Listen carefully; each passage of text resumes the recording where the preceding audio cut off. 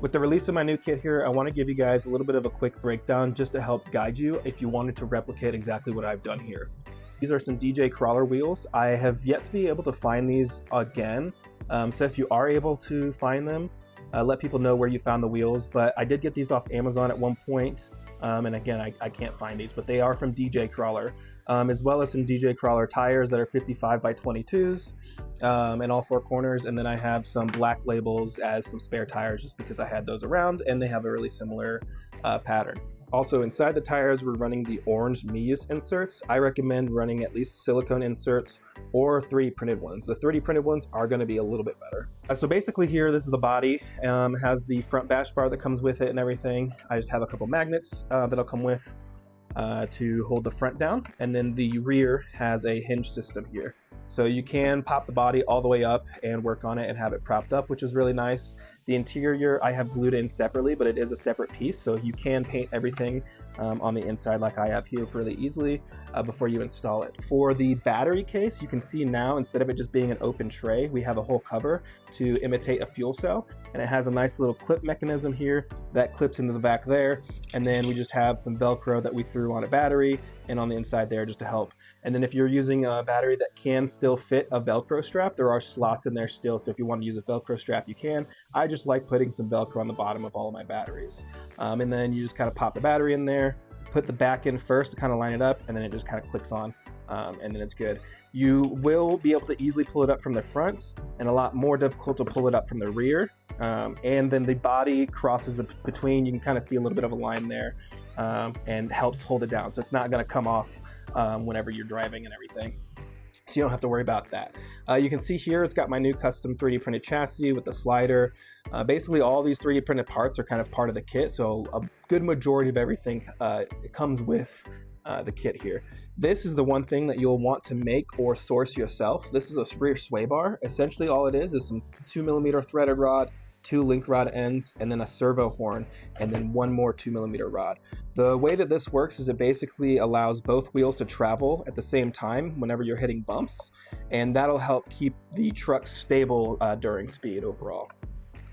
You can see here the trailing arms as well. You can see where I've got mine mounted here. The new trailing arms have 2 or 3 more slots that you can mount forward, so all of the trailing arms are extended forward a little bit more to make it easier for different big bore combinations here. As you can see, I'm running 2 of the 52mm oil shocks from Injora in the rear, as well as 1 in the front. So 6 shocks total on this truck. You can see the slider here. I've got the on and off switch for my motor. I am running a 2-in-1 Spectrum 6000 kV Losi mini motor. They also had the Dynamite motor, which is basically the old version of this one. That is the transmission adapter that I'm also including with the kit. So if you want to exactly run this whole setup, I'm including the adapter to run that to an SCX24 transmission. In there, we've got a 0.5 mod 0.5 gear in both the transmission and inside of the on the motor. You can kind of get an idea of what I'm talking about here. This is the stock mod 3, so you can see how many teeth it is. The mod 5 basically just spaces that out more, has a little bit bigger tooth for a little bit more durability and strength, which is what you're going to want with this speed, because you might shred those stock style gears. From there, we have a Flash Hobby 11 kg servo, and this is about like 35 bucks, I think, which is a really nice cheap option. It's been doing great. With these trucks, if you hit it in the right spot, it is possible to destroy your servo, obviously. I've gone through at least one. However, this one has been the most held up the best for the cheapest option. And now with the bash bar in here, it's also going to help take a lot of that brunt force and save your servo from any potential damage. So that's also really nice. For my receiver, I'm using a FlySky GP7 or GT7, something like that. And this is what the normal one looks like. However, they also have another one that is pink, and it's the RS7P, I believe, something like that. That one has a built-in gyro. That's what you're going to want as well as a gyro in this truck. That'll help you on dirt mainly. On pavement, you don't really need the gyro as much.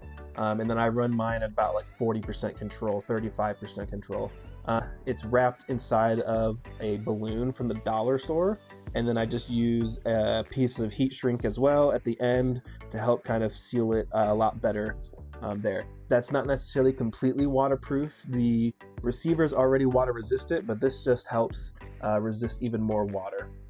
Kind of see how everything goes together. It's all bolted on. The bash bar bolts onto the mount, which bolts onto the servo mount, which bolts onto the chassis, making this all a really hard, stiff setup, and helps prevent breaking more things whenever you hit it. So it'll break the bash bar first.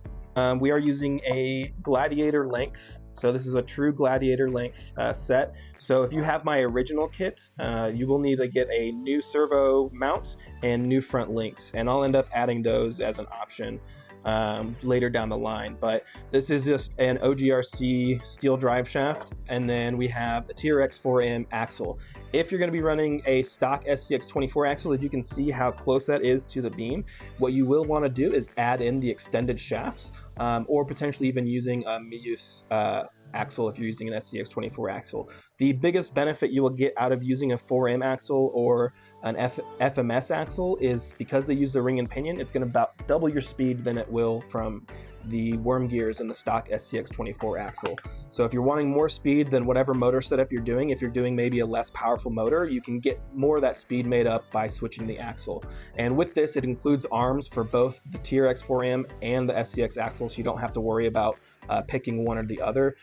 You can do everything. Or if you even wanted to start with the SCX24 axle, kind of get a feel for how the truck is and everything, and then maybe if you want more speed, you can always upgrade it later and you have the arms for it.